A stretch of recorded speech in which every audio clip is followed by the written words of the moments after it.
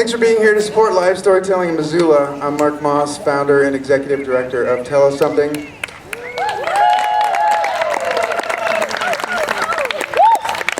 This presentation is being recorded by Missoula Community Access Television as part of a media assistance grant donated to Tell Us Something by MCAT.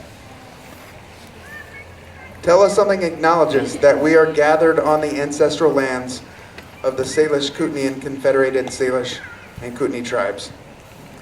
We recognize their deep connection to this land and their ongoing stewardship.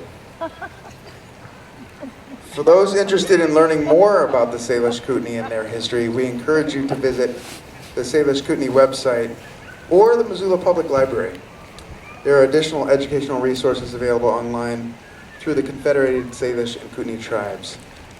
Take a moment to reflect on those whose land we occupy is just one step towards honoring the Salish Kootenai people. Housekeeping stuff to start us off. There are restrooms back there. There's also one right there, down past that ramp. Tell Us Something stories sometimes have adult themes. Storytellers sometimes use adult language. We are excited to be partnering with the University of Montana for an evening of storytelling featuring 6 graduate students from the Creative Pulse Summer Graduate Program.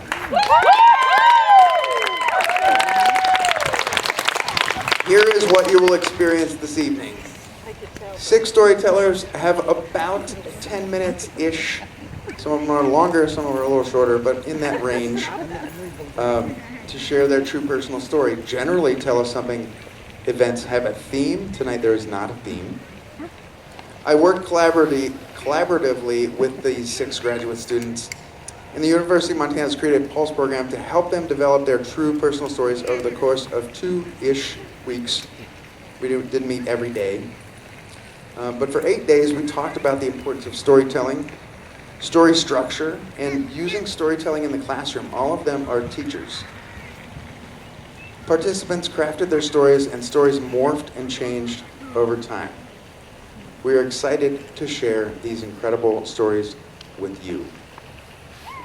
They earn professional credits for their work, and they cram an entire semester of work into 4 weeks. It's pretty amazing. Their stories are raw, real, relatable, riveting, and fun.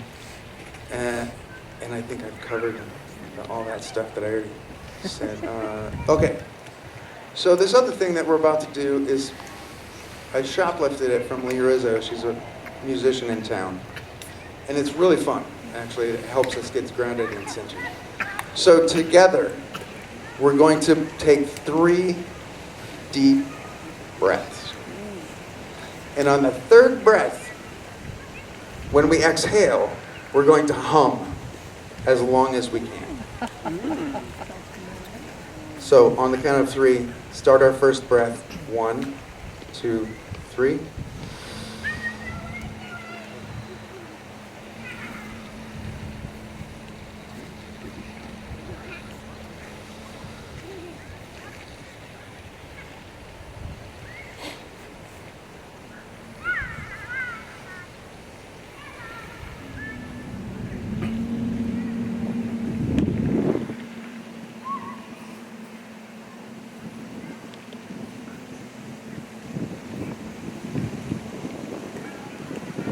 It is important to actively listen to one another, join together, and support one another by sharing stories.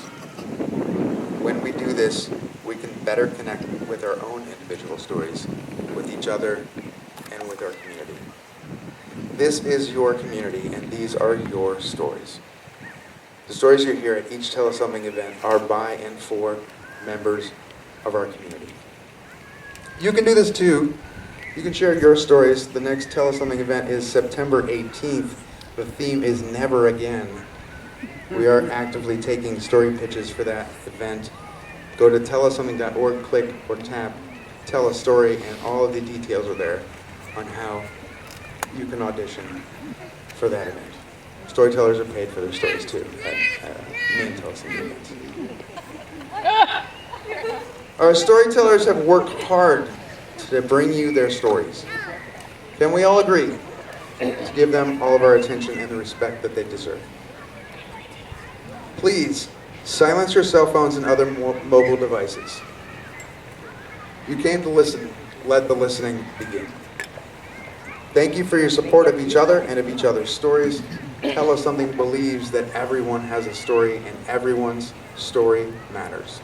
Again, I'll remind you that Tell Us Something stories sometimes have adult language, and storytellers often have adult themes in their stories.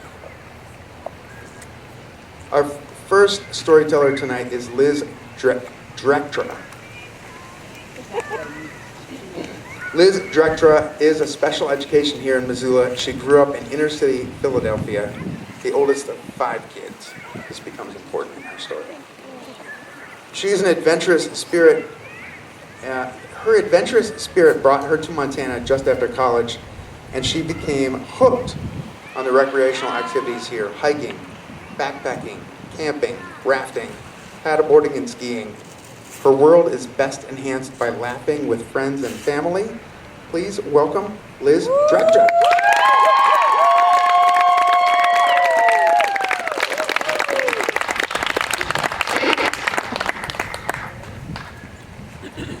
It was a Saturday in May. The year was 2000.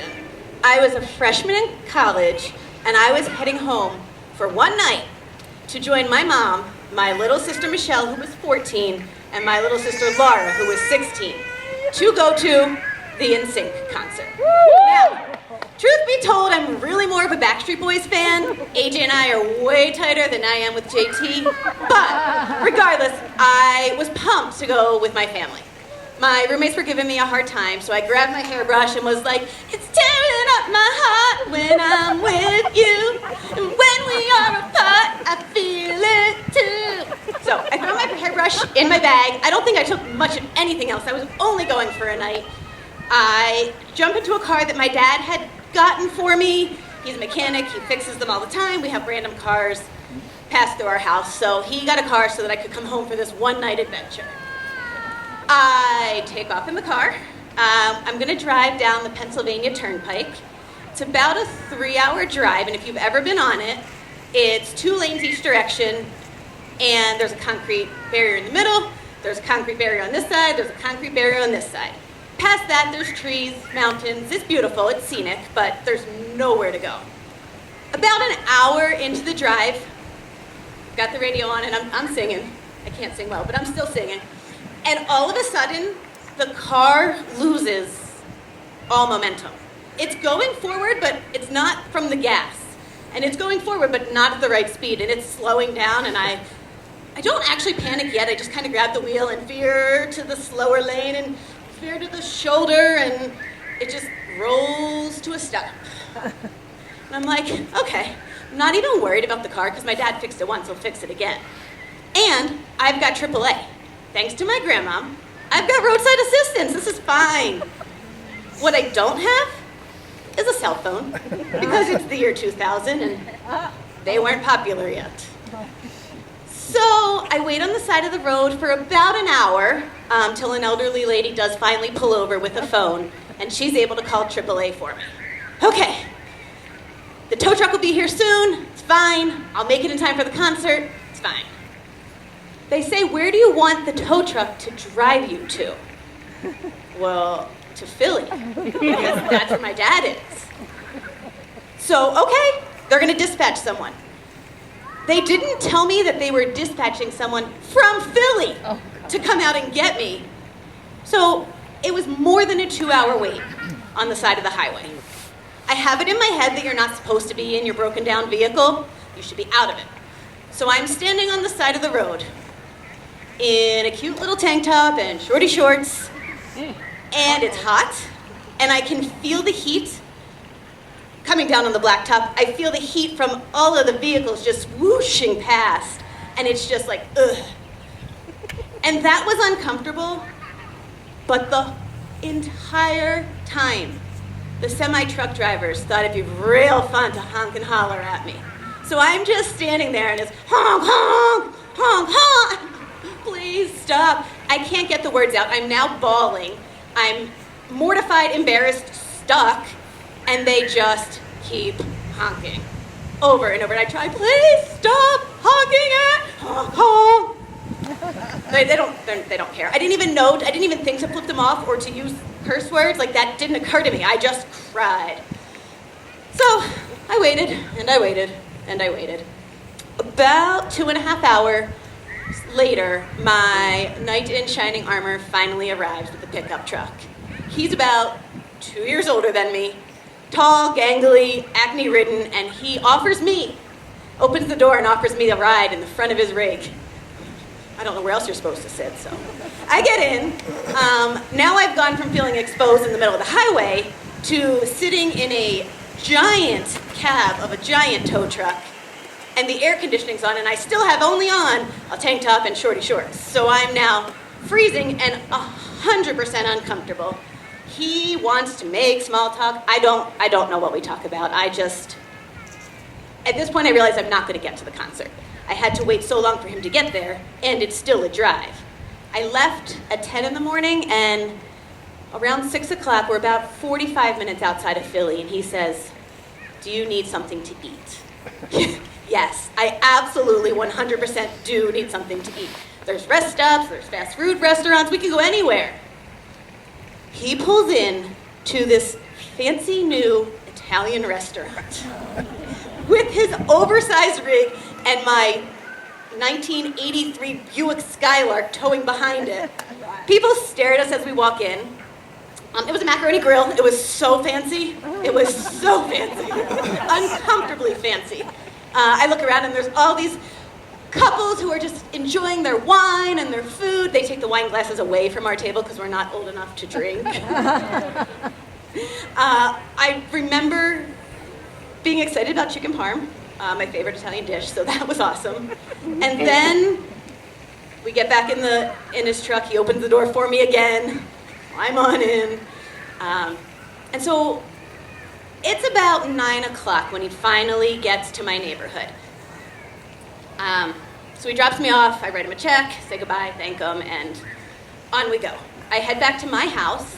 My house is dark and empty. My mom and sisters are at the concert. My dad works night shift. My brother's on a play date or sleepover, and there's no one there. Luckily, my aunt lives 3 houses away. So I go running up to her, and I open the door, and she's like, "Oh, why aren't you at the concert?" And I was like, "Oh my God, a guy broke down, and then I got stuck in the side of the road, and they were all honking at me, and I didn't know what to do, and I had to wait for the tow truck driver, and then he took me out to dinner, and I couldn't say no because I was so hungry." She's like, "Elizabeth, chill, take a deep breath, you're gonna be fine." I was like, "I know." So, I hang out with her for a little bit, I go home. My house is dark and empty, which is very unusual. I'm the oldest of 5, there's always people there, but I crawl into my childhood bed, and I go to sleep. And I wake up in the morning and my sister's like peering over the bed. "Why'd you stand me up last night?" I'm like, "I didn't stand you up. The car broke down and then I was stuck on the side of the road and the tow truck driver." So, she's like, fine, it's not that big a deal. Everyone wakes up in the house, so I tell the story a couple more times. Everyone's giving me a hard time and laughing at me, especially because I'm like so upset that I went out to dinner with this guy who I'm not. I was so hungry. And it was so uncomfortable. And it was like, food or comfort? Food? I need to eat. So, I never told my boyfriend at the time, my high school boyfriend, I didn't tell him that this even happened. He would not have been on board with that. So the next morning, the phone rings, and my dad answers it. My dad loves to give me a hard time. And he's like, "Elizabeth, there's a boy on the phone for you." And I'm like, "Who is calling me? No one even knows I'm here. I'm supposed to be at college." I'm like, "Okay." So I turn red, and I grab the phone, and it's a corded phone on the wall. So I take it and stretch the cord as far as it can possibly go across the dining room and make my way into the basement and close the door so that I can have some privacy. And I'm like, "Hello?" He's like, "Hey, it's Paul. It's Paul. It's Paul, the tow truck driver." I'm like, "What are you? Hi. How did you get my number?" And he's like, "Oh, it was on the check you wrote me last night. Do you want to go out to dinner again?" No, I'm like backpedaling. "I'm so sorry. No, I have a boyfriend. I just was really hungry. Thank you for driving me home, but no, I'm not interested." And I come back out. My dad just laughs at me. My face is bright red. So, all in all, I did not go out to dinner with Paul a second time. However, I did get something out of this. Thanks to Paul, I got my first cell phone.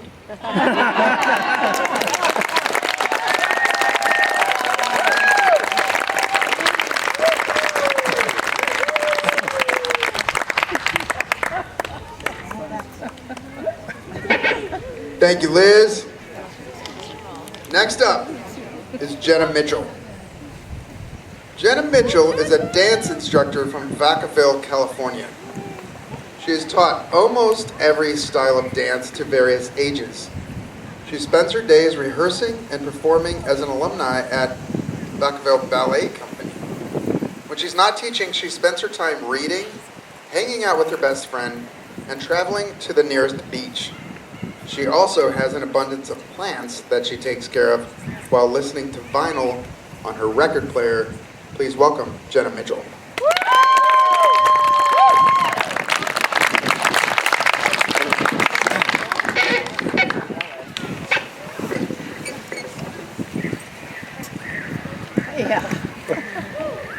I never realized that I would have to deal with a brain injury in my early 20s. At the age of 6, because as you heard of California, sweltering heat summers, it's 114 right now where I'm from, I don't want to go back. I was running around in sprinklers because that's how you get a little kid to cool off without having to take him somewhere. And I run on the wet cement of my driveway and I slip, smack the back of my head. To let you know about your brain, because I jumped into my 6-year-old craziness. Your brain controls so many parts of your body. The back is your eyesight. The sides here are your hearing. This has different types of cognition, speech, and then this is basically everything to run the rest of your body. We're gonna fast forward to now I'm 10. Again, sweltering hot summer. So what better way to celebrate at the brand new water slide park? We traveled to Antioch, California, which is about 2 hours from where I'm from. And we are having the time of our lives on all these new slides. There's all these big tubes. And what better way than to have a race? Best part is that there's 2 girls in my family, 2 boys. So obviously, boys versus girls. My mom and I are on the left side. My brother and my dad are on the right side. And we push off at the exact same time. So, as you know, on water slides, they go back and forth and they turn. Except when there's a little extra weight in your tube, you have to counteract the lean. So we're turning left, oh, we have to lean right. Oh, we're turning right, we have to lean left. When you get to the bottom of a water slide, it tends to go boop, boop, boop, boop, boop. And we hit there, my mom and I are counteracting this slide. We hit that, and next thing we know, I flip with my mom. My mom ends up in the pool in front of us. I end up smacking the side of my head on the cement water slide. I don't remember what happened. I've been told I was under the water for a little too long. 2 lifeguards hopped in and fished me out. I remember the trailer that they took me to, because there's no such thing as a first aid like doctor's office at a water slide park. And I remember them telling my mom, just make sure she wakes up in the morning. Oh, God. Have a good day. They weren't looking for concussions when I was 10. They weren't really looking at concussions as even a thing until probably closer to my senior year of high school, which now we're gonna jump there. I was 17. I'm getting ready for my senior spring show. We're doing Mutiny, a pirate ballet to Pirates of the Caribbean music. I have my role of my dreams in this ballet after watching it. I'm having a good old time. And it's about a month before show, and my teacher worked us so hard, probably a little too hard. We were constantly exhausted. I don't know if my new point shoes weren't broken in enough, because those are slippery if you don't do them properly, or broken in, I can't get over my box. Or was I just tired and my legs just gave out? I don't really know. All I know is I went smack on the floor. I freaked out and went, oh my God, I have a show in a month. So I slammed my head in the ground instead of my arms. Hit right in the front, right here. Was wearing my glasses, not my contacts, so they went straight into my eyeballs. Oh my God. And I cried a little and then quickly fixed myself up because if you cried, you got kicked out of class. And I went to drive home. Probably should have paid attention. The lights were fuzzy. I couldn't really focus on the road and I did not see most of the cars. But I made it home because I was 5 minutes away. I get ready for bed, I do my homework, probably 11 p.m., midnight. I go to my mom and I go, my head really, really hurts. We should call an advice nurse. For those of you who don't know what an advice nurse is, it is your free nurse so you don't show up to the ER and have to pay. Sometimes they will say, no, we need you in the ER. And then you go, oh shit, and go and pay that money to see someone. But they told her the same advice they told my mom when I was 10. Make sure she wakes up in the morning. She'll be fine. Cool. Go to bed. Think my mom woke me up twice because she was paranoid. And she probably has read all of those articles that were starting to come out about the football players that were honestly dying from concussions that were not diagnosed. I go to the jazz band the next morning. The only way to do band in California, unfortunately, is to be there bright and early at 7 a.m. I play alto saxophone. It's the second loudest instrument in the world. And then the altos sit in front of the trombones, which are your loudest instrument in the world. I think I'm doing fine. My head didn't hurt when I woke up. And next thing I know, my head's just starting to pound and pound and pound and pound. And I'm tearing up, but I'm okay. I'm like, cool. I can make it through the rest of the day.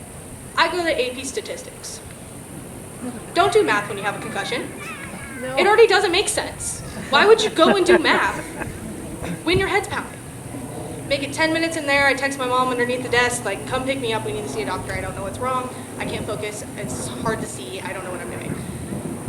We go to the doctor's, and she turns around and giggles as she's talking to me because she's like, I've never heard of a dancer so clumsy that falls on her face. Yeah, well, thanks. And she goes, no, you have a mild concussion. I can tell the lights are bugging you, sound's bugging you. Let's take it easy for a couple of weeks. Don't go to band. That was unheard of to me. Don't go to dance. Also unheard of to me. I have a show. I have to go to dance. And she prescribes me the good meds and sends me on my way, laughing out the door, probably getting ready to tell her colleagues at lunch about this hilarious dancer that slammed her head into a ground. So I get better in like a week and a half, 2 weeks. I still perform my final performance. Nothing goes wrong, besides being sad because it's your last performance as a high schooler. And now we fast forward to I am a freshman at UM. Yeah. And remember, I'm from California. I don't know what snow is. Unless you go to Tahoe during the winter months, and even then, it's not a lot of snow. We had an early snow year. I mean, like September, it snowed. And I had a debate, and I did so good, in my opinion, and I was in heels. Confidence is key. This is how I do things. And I'm rushing to my class in Uri Lecture Hall. If you've never been in Uri Lecture Hall, it's pure linoleum and cement. Coffee had frozen over. And I stepped right on it and I went down on the side of my head. Picked myself up, didn't even cry that time, and ran down the stairs because I don't understand bio. I have to go to bio. It's literally my major. Get through bio, and I'm sitting on the stairs because when there's 456 people in a lecture hall, you can't find a seat if you're late. And I get through that, and then I go to chemistry. That chemistry professor gave you a quiz every single day. You missed one, good luck getting your grade up. So I pushed through that quiz. And then about halfway through chemistry, I'm like, no, I need to go get my head checked because I'm not going to be able to survive marching band. I go to see a doctor, and she goes, nope, yep, you're right. You have a concussion. Sends me on my way. Just tells me, like, you'll be fine, just take some medicine. Don't take ibuprofen, though. Ibuprofen can cause brain bleeds. Don't say that to an 18-year-old living on her own for the first time. Just saying. I get to my dorm. those lights don't help. So I go, let me put up some Christmas lights, because those don't, like, shine as bright. And my smart thinking was, let's climb on the mini fridge to hang this up. I stepped backward, my heel opened the freezer door, and I went down. I recommend not doing that either. So, it's after this one that I'm starting to realize, oh, I get migraines really easily, like from staring at screens, and I'm not fully able to focus, and I'm like, it's just the concussion. Get about a week and a half in, and it's not getting better. It's getting worse. And I go to see another doctor, and I end up meeting the physical therapist of the football team. And she looks me over and goes, honey, you have a brain swell. And it's been ignored for almost 2 weeks. Why haven't you gotten that checked? I was like, I was told just to take medicine and I'd be fine. Why would I know that I had something else going on? She writes me a thing to help me get an MRI and then sends me on my way with a prescription of anti-inflammatories specifically for your brain. I didn't know those existed. So it was definitely something new. Medication made it so hard to focus, so hard to eat everything. And my professors didn't believe me, even though I had multiple doctor's notes saying what was going on. I relied on my roommate and my friends and my boyfriend at the time to literally walk me through my classes because I couldn't look at a screen. We all know what happened in 2020. I practically almost flunked out. I couldn't focus on my computer. My migraines were so debilitating that I had to just sit in a dark room and hope that I understood everything. And I didn't know what to do. I started losing my hearing in my left ear because I hit right here. This is all you're hearing. I couldn't focus, couldn't do anything. We get to come back August 2020, which was amazing. And next thing I know, it's November 2020 and my friend's driving and she's not paying attention. Front ends a dude. Oh my God.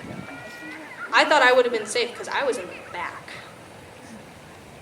Her seatbelt was defective. I went straight into my seat, back into her seat. I left that night thinking I was okay, called another advice nurse here, and they said, just make sure you're with someone who can wake you up. Why is that the only advice I get? It doesn't make sense. And I go and I stay with my boyfriend at the time, and he wakes me up, I think, every 2 hours just to make sure I'm okay till I can go to physical therapy in the morning. We find out at physical therapy, I tore a ligament in my neck. And I had such severe whiplash that it was like having a major concussion again. After that, I decided to switch my major. I'm pretty sure I got a GPA of like 1.75 that year. I thought I was gonna get kicked out. I switched into something I liked, which was criminology, and I stayed with my dance major. Because shockingly, dance helped, even though I couldn't really move. And then I'm sure you're hoping that's the last one I would tell you that I went through. Unfortunately not. November 2023, right before Thanksgiving, I went out with some friends to go see that new Hunger Games movie. We were driving home at like 1 a.m. and there's a bar down the street. Guy blew the stop sign, smashed into my car. I spun. I don't remember anything else. All I know is the next morning I woke up with my head and neck in so much pain and I couldn't lift my shoulders past here.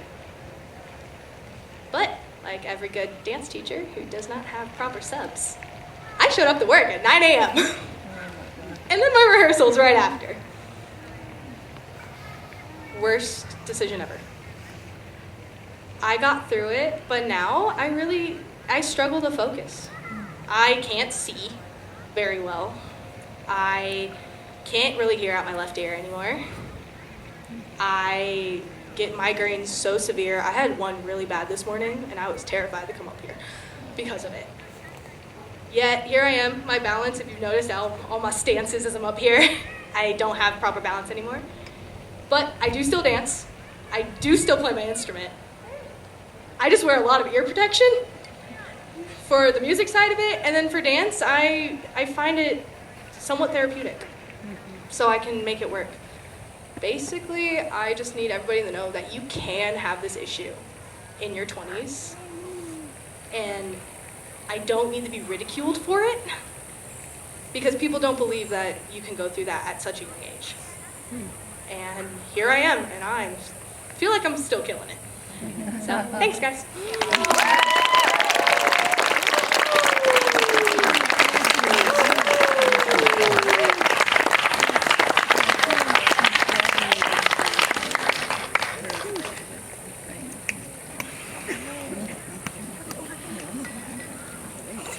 Thank you, Jenna.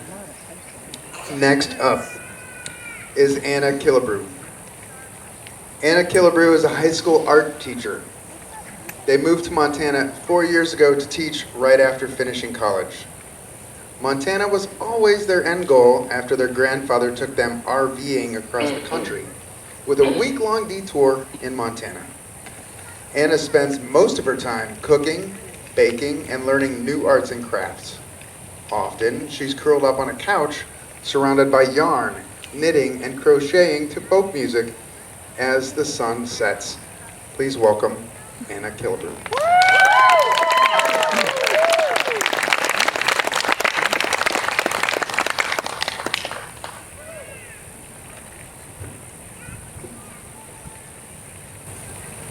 I didn't understand when my family told me my granddad was being difficult. It was my grandparents' 60th anniversary. They had been together for 60 years. So the whole family was going to visit them, of course. We had to celebrate. So me, my dad, my stepmom, and our family dog Colt all piled into the truck and drove 10 hours to Tennessee. We get there. No time to settle in, throw the bags in the house. We have to go to the steakhouse, because if you're in Tennessee, you are going to the steakhouse. All right, we get to the steakhouse. Now, I don't know if you know about Southern families, but they grow just about as big as can be. So I've got my aunts, my uncles, my cousins, me, my dad, my stepmom, not the dog, and my 80-year-old grandparents. It's packed. Between just us, I think it was 26 people. There is no room to move. And my grandma's smart enough to sit down, get out of the way.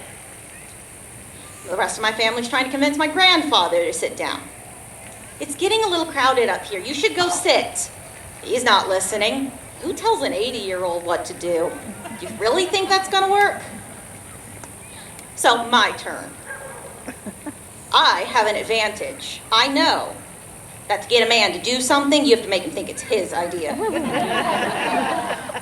So I walk up to this big, tall giant in my life, and I wrap my arms around his elbow, and I go, "Granddad, it's really crowded here." He looks down at me, and he grabs me, and he goes and sits down with me. He always saves the damsel in distress. You see the rest of my family smile at me. They know I pulled one over on it. Now it's time to go eat. Great. We go into the restaurant. Everybody orders their steaks. They're chowing down, talking, having fun. Me and my granddad are sitting on the opposite ends of the table. We're not talking. We didn't normally. It's pretty standard for us. So, dinner goes great. Everyone's happy. When we're getting ready to leave, my dad comes up to me and goes, "Me and Donna are going to go out drinking at a bar. You're going to stay with Grandma and Grandpa and watch the dog." Makes perfect sense for me. Do you really want to leave a 70-pound German short-haired pointer with two 80-year-olds? So, I go home with my grandparents. As soon as we get in the building, as you know, grandparents, Grandma goes, "I need to take a shower." "Yes, ma'am." She goes and she's going to take a shower. She's 80. It's going to take a while. So Granddad settles down in his recliner, grabs the remote, turns it on, flips to the Western. Guns are shooting, horses are running, Indians across the plains. This has been the routine since I was a child. I sit on the couch. I get out my book. I don't like Westerns, but I love hanging out with my granddad. And the 70-pound dog sits on my lap. Thanks, Colt. Guess I'm gonna be here for a while.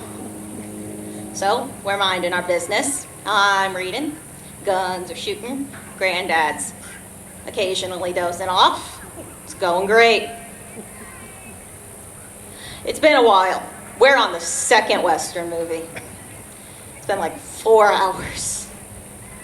And Colt gets up. I'm like, oh, yeah, that's fair. It's been like 4 hours. The dog probably has to pee.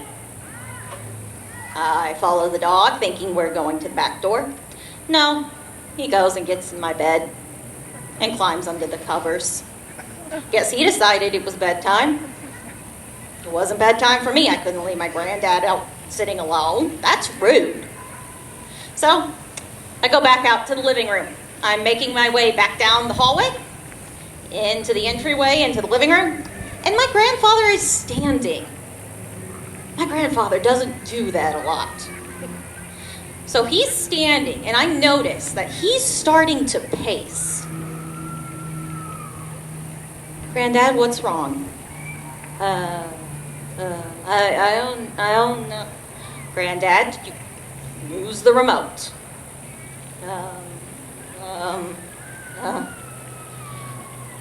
Do you need a glass of water? I need a phone. Weird request. Granddad hasn't owned a cell phone in years. The only one they have is a landline, and it's in the kitchen right behind me. It's also like 2 a.m. Who's he gonna call at 2 a.m.? Granddad, why do you need the phone? Who do you need to call right now? I need the phone right now. Well, who do you want me to call? Pick up the phone and I'll call them for you. No. I need the phone. I need the phone right now. He's escalating. I don't know why, but I know I am not equipped to handle it. So, I go get my grandma.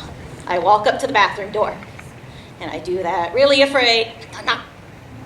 And the beast in the door opens, the steam billows out. There's Grandma in her little fluffy robe and her nice little curlers. What? Granddad's weird. Oh, God damn it. Little old lady marching, going past the kitchen, going into the living room, marching up to this giant man. What is your problem? He looks down at her. I need the phone. Why on earth do you need the phone? I have to call the cops. There's a male intruder in our house. My granddad is pointing at me. My granddad doesn't recognize me. My granddad was anxious and pacing because he thought I was an intruder who was trying to help him. I have no idea what to do at this point. My grandfather doesn't know me. My grandfather doesn't reckon. My grandfather thinks I'm a dude.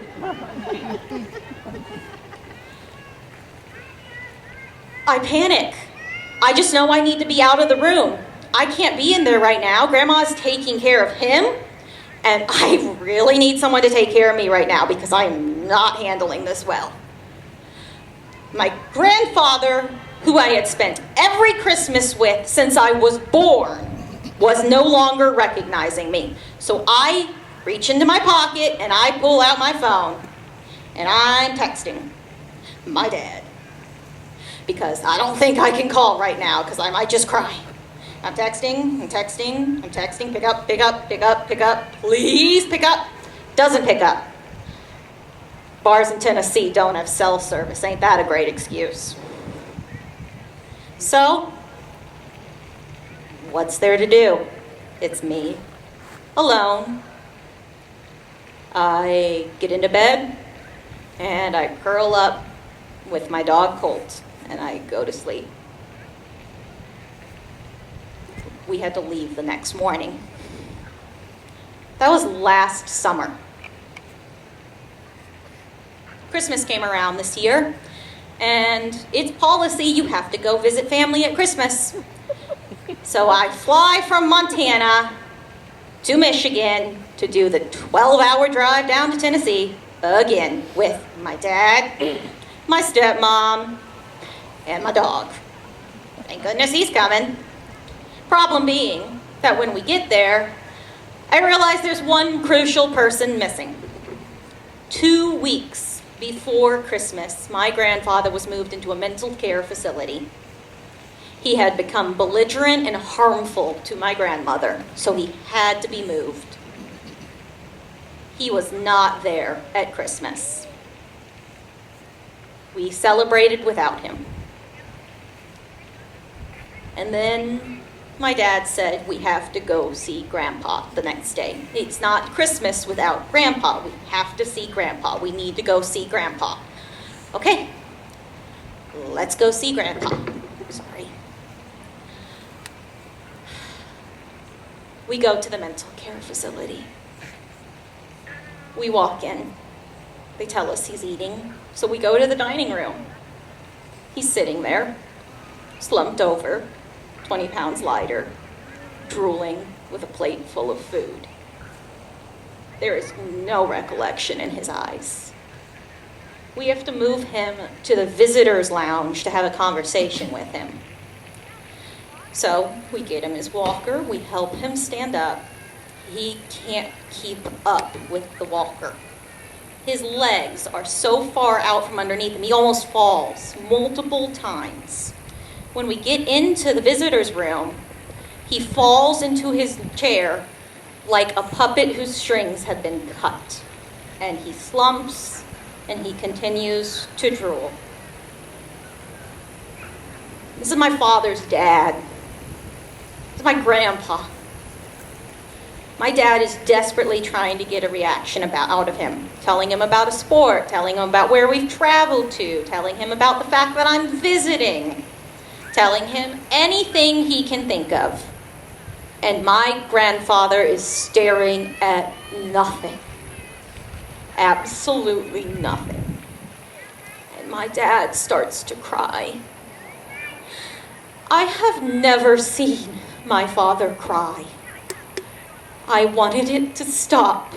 I needed to do something to make it stop. So I start looking for a distraction. Anything to change the subject because I'm not dealing with this right.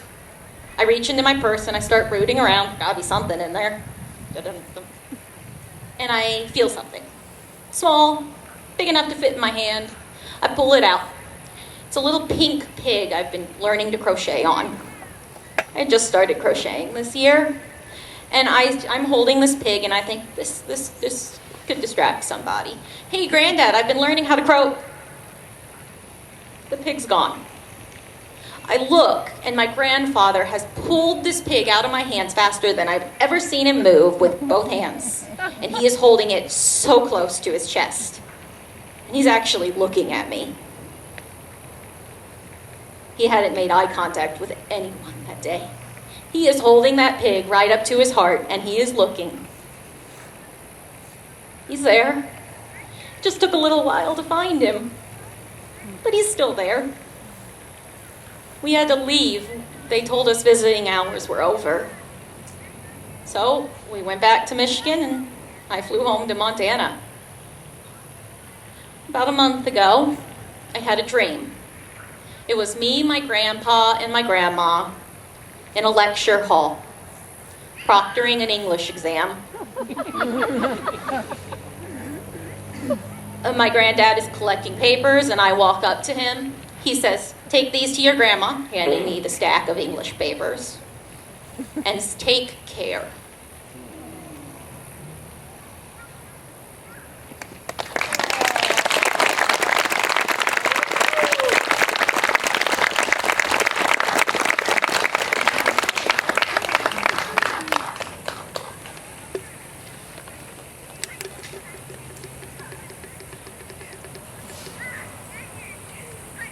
I'm not crying, you're crying. Thank you, Anna. Next, we have Lindsay Bixler.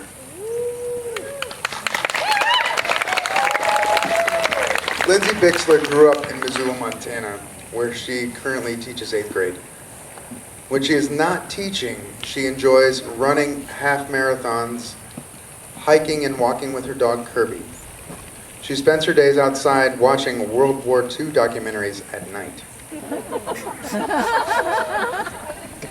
She loves spending time laughing with her friends. Please welcome Lindsay Bixler.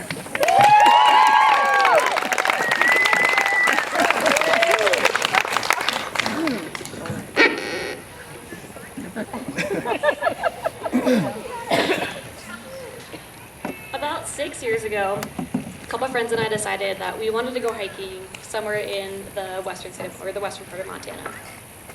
It was our summer break, and I was living in Missoula, and my friend Jessica was staying in Hamilton with her parents, and my other friend Audrey was staying with her so that they could go to the Brew Fest that weekend. We decided to go to a spot called Bear Creek, which is down in the Bitter Valley. It's halfway between Missoula and halfway in Hamilton. So we picked a day, we drove out there. We decided to leave the alcohol at home that day because we had to drive 25 miles both ways at least, and we decided we don't need it. So we get to the parking lot, we get out of our cars, we say hello, and we start up the trail. The trail's not really much of a hike, it's more of a steady incline. It's a pretty easy walk to do. On one side, you have a lovely rock wall. On the other side, you have the river. It's anywhere between 10 feet next to you or 100 yards away, and varying in steepness down the hill. So we walk up there, we're having a great time, we're laughing, we're singing ABBA, we're singing Queen, we're singing Come On Eileen, just having a great time, joking, laughing at each other, all that good stuff. At one point during this hike, Jessica stops us and says, "Hey, eat this berry." I asked her what it is, she told me the name of it, and I said, all right. So I ate the berry. Hindsight, probably shouldn't have done that. I was raised to not eat something if I don't know what it is.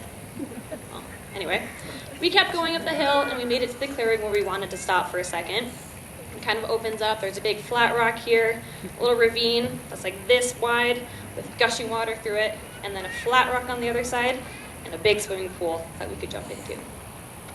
Jessica and I decided, let's jump in. It's hot, we've been hiking, let's do it. So we get on the other side of the rock, we jump over, we start jumping in. Audrey decides not to jump with us. She's on the other side laughing at us as we squeal because the water is really, really cold. We do this for about 15 minutes, jumping in over and over again. And finally we have enough of it and we say, let's keep walking. So we walk up the hill a little bit more. Audrey decides, I'm going to go to the left side of the bank. And so Jessica and I are on the right side, Audrey's on the left, and we're walking. We're over here making fun of Audrey. Don't get lost. Make sure we can still see you, just kind of making fun of her, being silly. We keep walking. We come to like this big rock side. I put my hand in a little crevice and there's a toad in there. Ugh, I don't like toads. It freaks me out. I scream. Jessica and Audrey make fun of me. It's great. We keep moving. We get to a spot where we say, okay, we've had enough. Let's go back. We have to drive home. We've got stuff to do tonight. So we start walking back to where we left our stuff and where we had been jumping in. Audrey, is on the left side of the bank. She needs to get to the right side of the bank so that we can go home. The thing, though, is that the ravine, the rocks, they're different heights. So Audrey's now below us, only by like a foot, not much, but enough that you have to be mindful of when you're jumping back over the ravine of water here. The thing to know about Audrey is she's not super coordinated. She's kind of unathletic. I think we all know somebody like that. She just doesn't have it in her. That's fine. She starts backing up. She's ready to jump over. She's back there. She's going, okay. She takes off and she stops. She gets too nervous. It's a big jump. She doesn't want to fall. I say, it's okay. Try it again. Take a deep breath. You got this. She does it again. She starts running. Stops again. Too nervous to jump. At this point, kind of making fun of her a little bit, just light teasing, saying, we got to go home, we're going to leave you here, whatever. The last time she does it, she's getting ready to go. I'm standing on the other side, I'm watching, I'm ready to help her as best I can. She starts going, I have an idea. As she's running, she starts to jump, and I say, wait. do the Superman pose. As she said that, or as I said that, she slipped. I don't remember what happened next. I heard a squeal. I take off. I'm 30 yards down. I don't remember running down there. All I know is that now I'm not next to her, and I'm scanning the water. I'm looking for Audrey because I'm going to have to pull her out. I keep looking. I don't see anything. I hear Jessica yell, "She's here, she's here!" So then I run back to where we were. Audrey had caught herself, and she's holding onto the rock with her fingertips. Her foot is in a little crevice, and she's hanging on. And I'm thinking, okay, we gotta pull her out somehow. So I get down there, I kind of just grab her arms and pull her out, and all of a sudden, the lower half is moving this way. The water is moving so fast, it's pulling her with her, or it's pulling her with it. She puts her foot back in the ravine, or the crevice that she was using, and she stays there. We gotta rethink this. I realize my phone's in my pocket, so I take it out, I throw it, I watch it, kind of slide slow motion towards the water, and I'm back on Audrey. I'm thinking, okay, I'm gonna pull her out, I'm gonna try again. So I get down, and I try to pull her out. I start slipping. My Chacos, super old, have no traction on them. So, thinking, okay, lose the Chacos. Take them off, throw them, same thing, they start sliding. We're on an incline. The rock is wet. It's sliding towards the water, whatever, I'm right back here. I'm getting nervous now. I'm panicked. I don't know what I'm gonna do. We are an hour away from our car. We have no service. If we can't get her out, we're fucked. What do we do? So, try again. I don't know where Jessica is at this point. I don't remember. I'm sure she was helping, but I don't remember where she was. So I get back down, I try again, I still don't have her out. I pull as hard as I can, and I'm stressed. I'm thinking, okay, maybe we can just lift her up a little bit and kind of guide her down to the spot where we can get her out. Maybe she can put her feet and hope for the best, and we'll pick her up somewhere else. I don't know what to do. I am terrified. Audrey, for her credit, was calm for the most part. At least she didn't let on if she was scared. Finally, I think, hey, this is it. We gotta get her out. We gotta go home and be done with it. So I get down. I think Jessica's here now. We pull as hard as we can. We fall out. We fall down. I have Audrey. She's safe. She's out of the water. We take a minute, take a couple deep breaths, and then as any 21, 22-year-old would do, we took a selfie. I think I also made her take a picture in front of the little ravine, because that's the kind of friend I am apparently. We make light of the situation, we drink some water, we eat some snacks, and we head back down. We forget all about it. We're making light of the situation. We're laughing. Ha, you almost died. That was so funny. Remember when you fell? Ha. Hilarious. We get in our cars, we drive our separate ways, then back to Hamilton, me to Missoula. I have a work barbecue to go to that night. So I go, I have a beer, I eat some food, and her mom texts me. And her mom says, "Thank you for being there for Audrey today. I don't know what we would have done without her." I lost it. I start crying. I'm sobbing in the middle of this work barbecue because it hits me. She almost died today. We almost lost her. And it would have been my fault. Now, I talked to Audrey last week at our 4th of July barbecue. Still my best friend. She was shocked that I blamed myself. She said, "No, you dork. I slipped. It was wet." But it's still something that I think about. It keeps me up at night. I know objectively it probably wasn't my fault. But I can't help thinking, I don't know what I would have done if we would have lost her that day.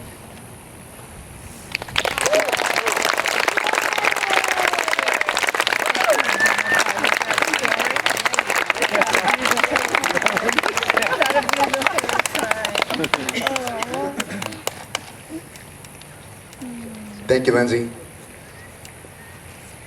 Next, we have Lexi Vine. Lexi Vine grew up in Missoula and is a local elementary music teacher and high school band assistant. She's entering her 5th year of teaching. In addition to teaching and playing music, she enjoys rock climbing and solving twisty puzzles. Other preferred activities include juggling and spending time outdoors. Despite being quiet by default, she is drawn to instruments of less subtlety. Please welcome Lexi Vine.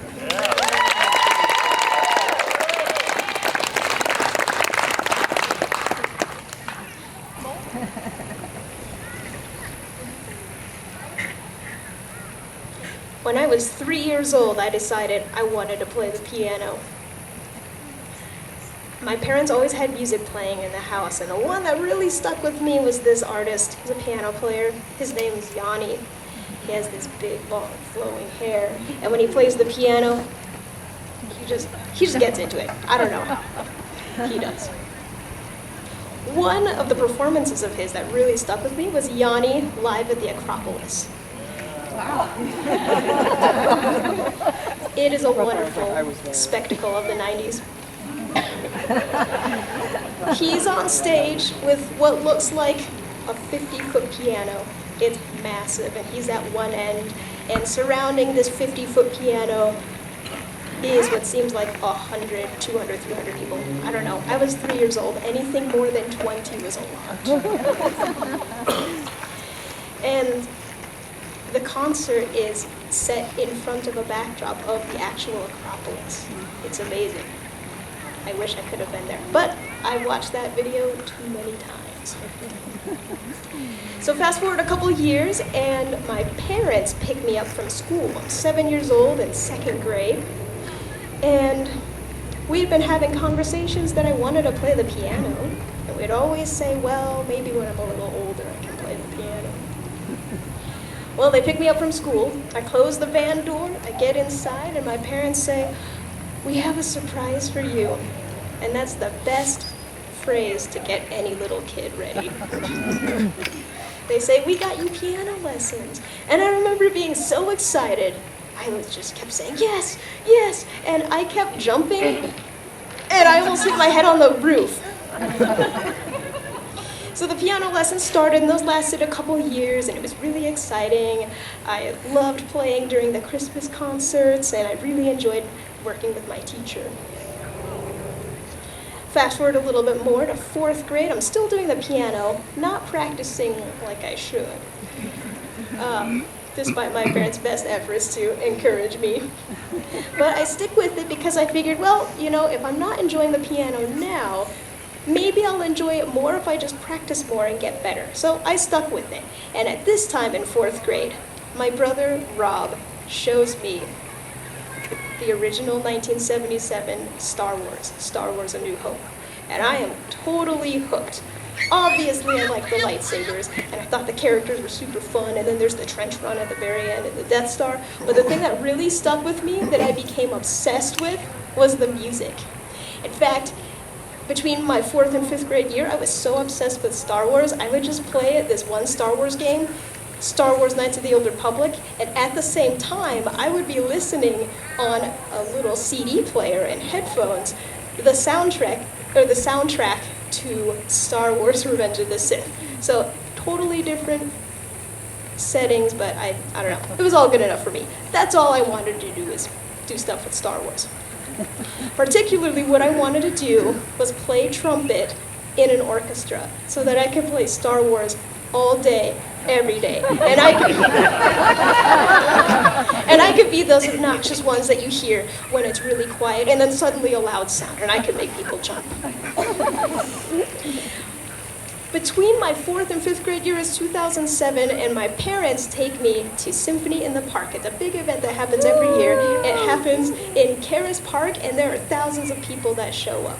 They will show up hours before and set up a table and have a picnic, and then they'll watch the concert. It's a really exciting event. I don't really remember what the orchestra played, but I just remember staring at the orchestra and thinking, that's what I want to do. Those trumpets back there, I want that to be my job. Fifth grade rolls around, and we get to pick our band instruments, and I was so excited. This is my chance. I get to play Star Wars all day, every day. Being in fifth grade, I didn't listen very well, and so I missed the memo where my band teacher said, you can rent a trumpet from school. I didn't catch that. And what we had at home was a clarinet that my brother Sean played, and then later my brother Kevin played, and so I guess it was my turn to play the clarinet. So I just dealt with the clarinet. It was fine, I think. I don't know. I do remember in band class, it was with Mr. McKenzie, and we had band right before lunch.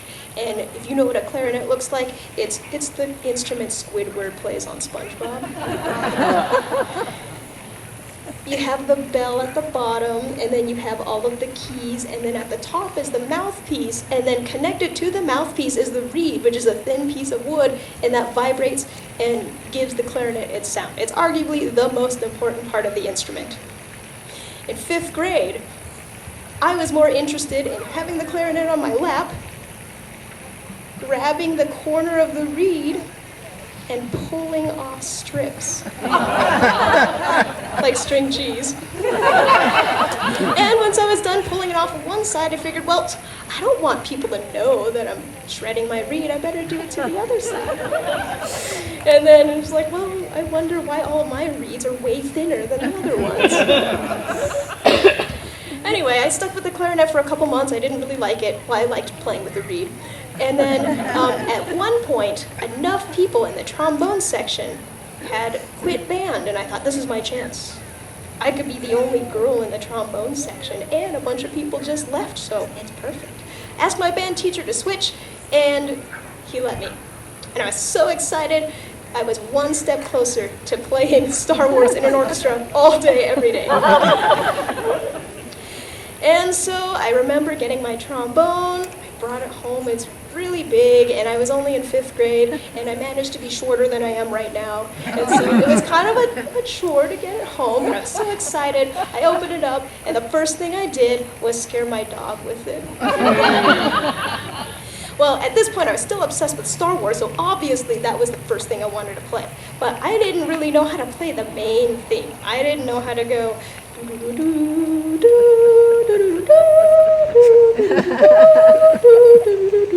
So instead, I picked one of the themes from Star Wars Revenge of the Sith, and it's a very epic theme, but it definitely needs more than one trombone to sound really good. In the actual movie, it's backed by a huge choir, and you have soaring brass lines, and the whole scene depicts the two heroes duking it out over the lava. It's a pretty epic scene. But anyway, when I played it, it sounded more like...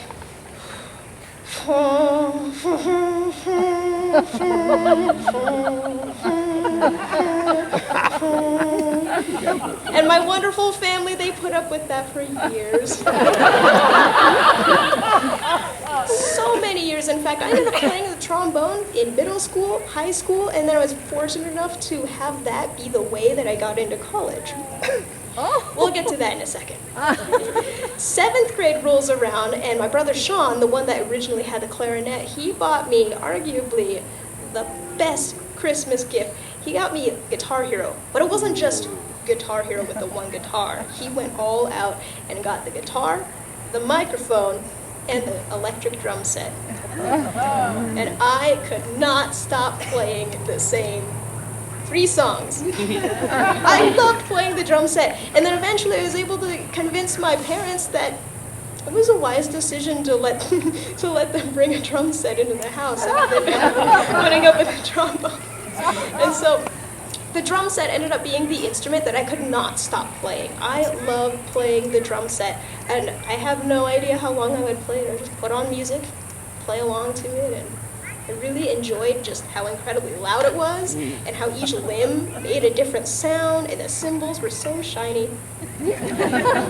That was, by far, my favorite instrument, but unfortunately, when I got to high school, since I was already invested in trombone, I couldn't really do trombone and drum set, so I had to choose. And by the time I was a freshman, sophomore in college, I had to kind of go away from the drum set. So I didn't really play the drum set much after my first couple of years at high school. Thankfully, though, I got to do the trombone thing. I met some of the best people playing trombone. I met my best friend, Josh, because we both played the same instrument, and I really was enjoying the trombone so much that I decided I'm going to go to the University of Montana and see what happens. Maybe I'll be a band director. So I audition, get into the University of Montana, and I'm in all of the different ensembles, and I just can't get enough. About halfway through college, my perception of the instrument changed. I think at this point I realized it wasn't necessarily a reasonable goal to play Star Wars all day, every day. But more so, I think I just got burned out on the instrument.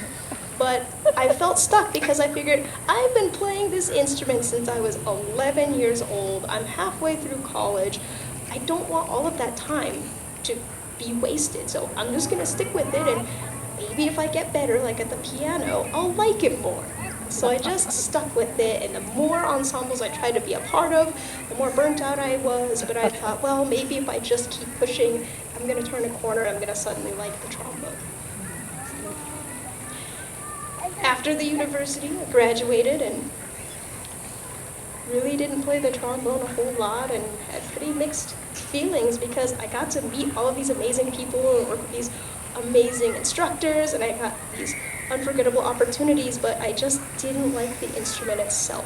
And I felt especially conflicted because I spent all of this time with this instrument and I wasn't really interested in playing it anymore.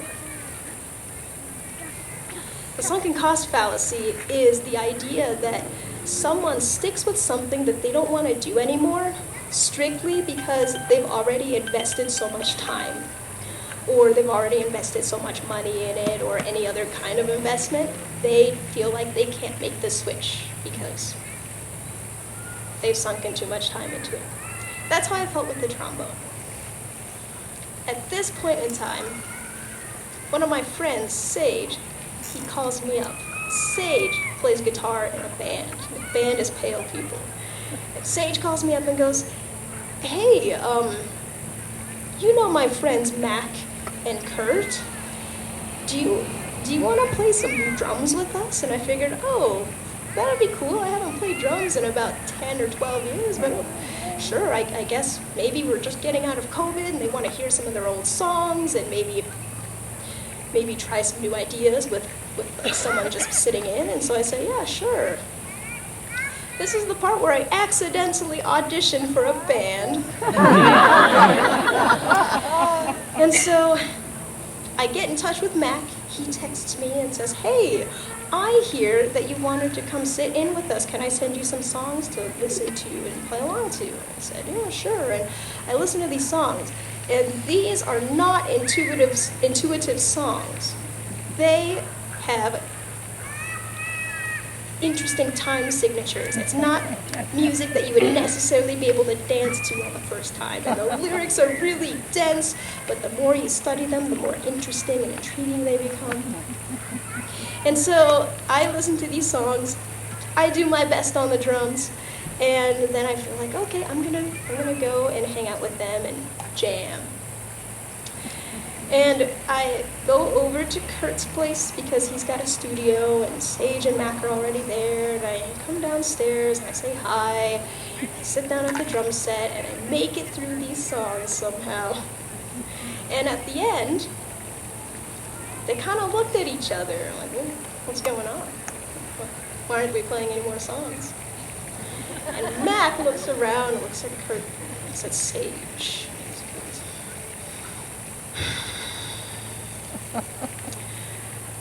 Our current drummer can't play with us anymore. Do you want the job? And internally, I was going, what? Yes, yes, yes, this is exactly what I want to do. I want to play the drums. But I think, in reality, I just said, sure. That was the best accident ever. So, obviously, I feel super fortunate that I get to make music with 3 amazing people, and I'm still really thankful for all the opportunities I had with the trombone. But my main takeaway is that for the first time in years, I am so fortunate that I get to make music for fun. I get to make music because I'm compelled to, and I get to work with 3 amazing musicians, and we're all in the same boat. And another thing I'd like to convey is that as far as the sunken cost fallacy goes, you always have time to do something else. There's always time to get back into that old hobby or to take that risk and do a different job or to move to a new place or to travel. There's always time. So why not? Thank you.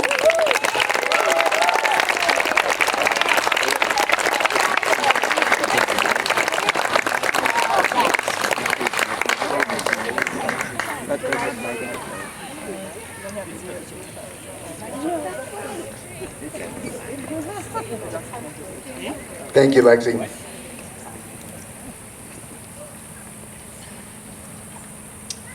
Closing out our evening tonight is Jam Mendenberg. Jam Mendenberg is a creative arts teacher based in Portland, Oregon. Jam ended up in the Pacific Northwest 13 years ago and refuses to ever leave the trees. Their favorite thing to do in Portland is bang loud drums in the fan section of the Portland Thorns, the city's professional women's soccer team. When they're not out on a bike ride and dodging the rain, they can be found sitting next to the fireplace with their 18-year-old cat, Chloe. Jam appreciates their home and all of the community safety and acceptance they have found within it. Please welcome Jam Mendenberg.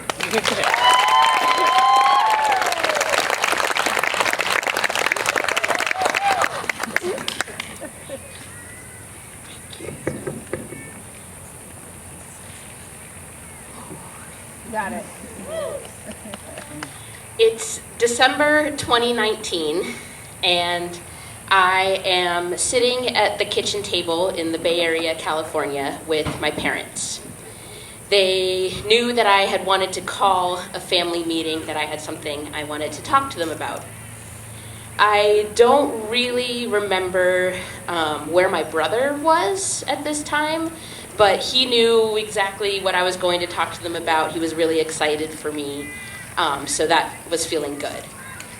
So I'm sitting at the kitchen table with my mom, Harriet, and my dad, Richard, and I pull open my computer, and I proceed to give them a whole PowerPoint presentation on why, at this point in my life, I am feeling ready for top surgery.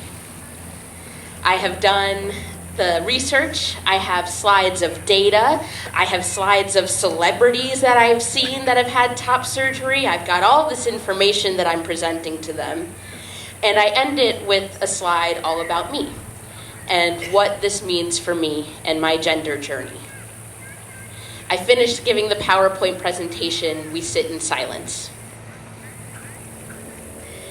My dad, Richard, looks at me and he goes, "Well, that could have used some better graphics."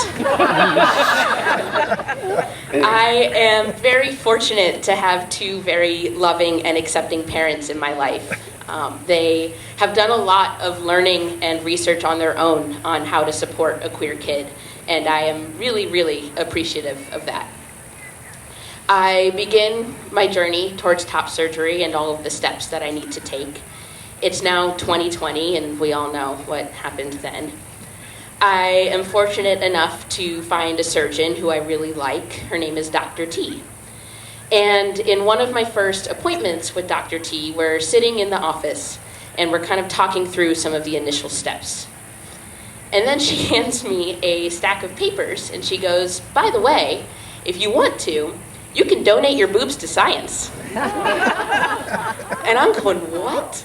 Like, I can do that? That's a thing?" And she's like, "Yeah, if you sign this paperwork, you can donate your boobs to science." And I'm going, "Great, like, take those suckers away, send them off. They're gonna do much better things for this world than I'll ever do." So I sign all the paperwork, we do all of that. And the next thing I know, we're going through all of these options of what I can choose from in terms of my top surgery. Now, if you've ever had an eye exam before, you know when the doctor puts that thing in front of your face and they're asking you which image looks clearer, number 1 or number 2, what looks better, A or B? I essentially had this with all of my options of scars that I could have for my chest. Do you want 2 scars going across your chest? Do you want just 1? Do you want them going up into your armpits? How far into your armpits would you like them to go? Option A or option B, number 1, number 2, what looks better? We get through all of those pieces and I'm thinking, okay, cool, this is feeling good, I'm really excited. And then the next thing I know, we are talking about my nipples. I hadn't thought about my nipples. Okay, what does this mean? What's happening with my nipples? Apparently there's a whole Rolodex of options for that too. Do you want to keep your nipples? Do you want to have them grafted back on? Some people choose to not keep their nipples. Some people will go with nothing there. Some people will get them tattooed back on. And we're talking through all of these options, and I'm thinking, you know what, this feels good for me. I think I'd really like to keep my nipples. Now, I have no idea what this looks like. I'm thinking, are you just going to, like, stick those babies back on? Like, there you go, they're on. And we're talking about what that'll look like and what that'll mean, and I'm thinking, great, okay. And pretty much from that point on, all I can think about are my nipples. What's going to happen to my nipples? How are my nipples going to look? Will I be able to feel my nipples? What about my nipples? So I'm going through this journey. I have other appointments with Dr. T. I'm working with my therapist. And it's now November of 2020. It's my birthday. And I'm sitting in the backyard of my friend's house. And it's COVID, right? So we're sitting around a campfire. We're all spread out. It's nice. And my friend Izzy hands me a card. And I'm thinking, oh, it's my birthday. That's so sweet. I got a birthday card. How nice. I open up the card. And inside, in a stack of $100 bills, is $1,500 that Izzy had raised from my community. Now, my insurance through work was going to pay for a small amount of my surgery, but the rest was going to come from me out of pocket. But now, I really didn't have to pay that much at all. Inside the card with the stack of $100 bills are all of these messages of love and support from people throughout my life. Izzy had reached out to childhood friends, college friends, people I knew in Portland. Parents of friends of mine had given money for this. I start bawling. This is quite possibly the nicest thing anyone has ever done for me in my life. I truly cannot believe that they are helping to pay for this really big thing. And I, of course, am thinking, oh my God, you're paying for my new nipples. Thank you. Great. I get a surgery date for February 2021. My parents are driving up from the Bay to come help with some of the recuperation. They're going to stay for about 2 weeks. At the time, I am living with my 2 best friends, Pau and Zoe. And they get me completely set up, everything I'm going to need for recovery. They have a very nice and fancy split king bed that adjusts. So you can put your head up, you can put your feet up, you can do all the wonky things. They bring down half of the bed for me, and I fondly start referring to it as my hospital bed. I'm fully set up, I'm fully ready. The day of the surgery comes, and my dad is the one who is taking me to the hospital. We're waiting in the room for Dr. T to come in, and I'm, feeling the nerves and feeling ready, and we're talking about it, and I'm just thinking, what's gonna happen to my nipples? How is that going to look? And Dr. T comes in, and she is all business. She is ready to go. She is marking up my chest. She is looking at where my scars are gonna go, how she's gonna cut me open, what's gonna happen, and I'm just thinking, okay. But what about my nipples? What does that look like? And she explains how the skin graft works, that they take part of my actual nipples and they put them back on where they're supposed to be. It's not quite the, sticky thing I had imagined. It's a bit more of a process. I have the surgery. Several hours later, I'm waking up. Coming out of that subconscious state, I'm handed some very delicious Jell-O. And I'm eating my Jell-O, and we're talking about how the surgery went. And of course, the only thing on my mind is, did it work? Did it work? Did my nipples stay on? Are they there? Did they stick? How are my nipples? And she's like, your surgery went really well, you're looking really good, everything's looking awesome, you should be feeling okay. You know, the top surgery, the whole thing went really well. And I'm like, great, but how are my nipples? I go home and I truthfully do not have much memory. I have little to no memory of the first 3 days post-surgery. I had a seriously bad reaction to the medication that the hospital had given me. And pretty much between coming in and out of consciousness, trying little sips of water, I am doing nothing but throwing up. Now, I don't recommend throwing up constantly for 3 days after major surgery, especially when your chest has been split open. So I'm puking a lot, and every time I puke, I'm thinking, that's it. Those babies have popped right off. I have no more nipples. They did not stay. That did not work. My nipples are gone. And while I'm puking and thinking about my nipples, my mom, my dad, Pau, and Zoe are being so very kind and taking such good care of me and making sure that I, am getting through these terrible first 3 days. About a week later, I go in for my first post-op appointment. And I am so weak from having puked my guts out for 3 days straight that my dad has to wheel me into the appointment in a wheelchair. I'm sitting in the doctor's office with Dr. T. We're kind of having this moment, and she goes, "It's time to see your new chest." At this point, she informs me how she's going to remove the chest binder that I have had on to kind of keep everything compressed and held together, I guess. And she's going to remove all of the bandages that have been on me for the past week or so. And I'm going to get to see my new chest for the first time. And I'm thinking, great, that sounds fun, but did my nipples stay? Are they there? Can I see them? How is that looking? Are my nipples on my chest? She undoes the bandages, she takes off the binder, and for the first time since my top surgery, I look down and I see my new chest. And my nipples are still there. My nipples are right where they should be. And my chest is, looking like a post-surgery chest, but it's flat. And it's mine. And for the first time, I realized that this whole process, almost over a year, I have been so consumed by this thought of what is going to happen to my nipples that I've kind of lost sight of really the deeper meaning of what it is that I'm doing. I'm looking down at my chest, and for the first time, I'm really seeing me. I'm seeing the person I am meant to be, the person that I want to be, what feels good in my body.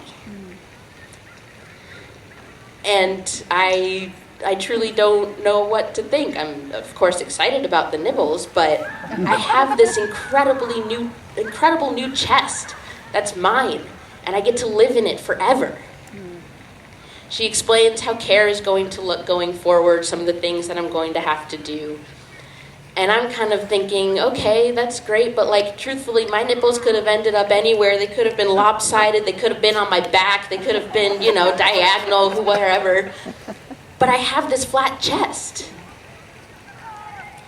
So over the course of the next few months, I have a lot I'm supposed to do daily in terms of taking care of myself, taking care of my nipples, and everything that goes in between. And I'm still thinking, oh my God, at some point, I'm going to move my arm too quickly, I'm going to turn too fast, I'm going to sneeze too hard, and I'm going to be picking a nipple off of the bathroom floor. No nipples ended up on the bathroom floor, I'm very proud to say. And I am now about 3.5 years post-surgery. I have been living with this chest for about 3.5 years. And these nipples. But I truly could not be happier. I am living the life I feel like I am meant to live. I am the person I feel like I am meant to be, and I am in the body that feels like it is mine. I have gone through this whole process, this really major surgery, and it took a lot of work, and it took a lot of courage, and it took a lot of time. But I now have this chest that is mine, and it feels really good. And my nipples are still there. I took really good care of them. I can't always feel them that they're there. Every once in a while, I'll get a little bit of a nerve shock or something that tells me that they're hanging on. They're still on my chest. But the fact of the matter is, I've now gotten to spend the past few years thinking about how special all of this is for me and the life that I get to live, and I have this flat chest. And in actuality, the nipples are just icing on the cake.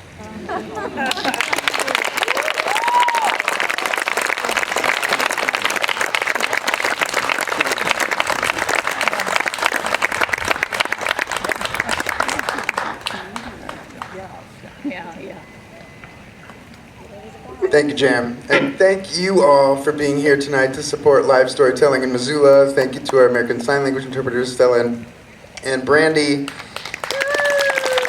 Thank you to the Creative Pulse program, University of Montana, but most of all, thank you to our storytellers, Liz Dregta, Jenna Mitchell, Anna Kilbrew, Lindsay Bixler, Lexi Vine, and Jam Mendenberg.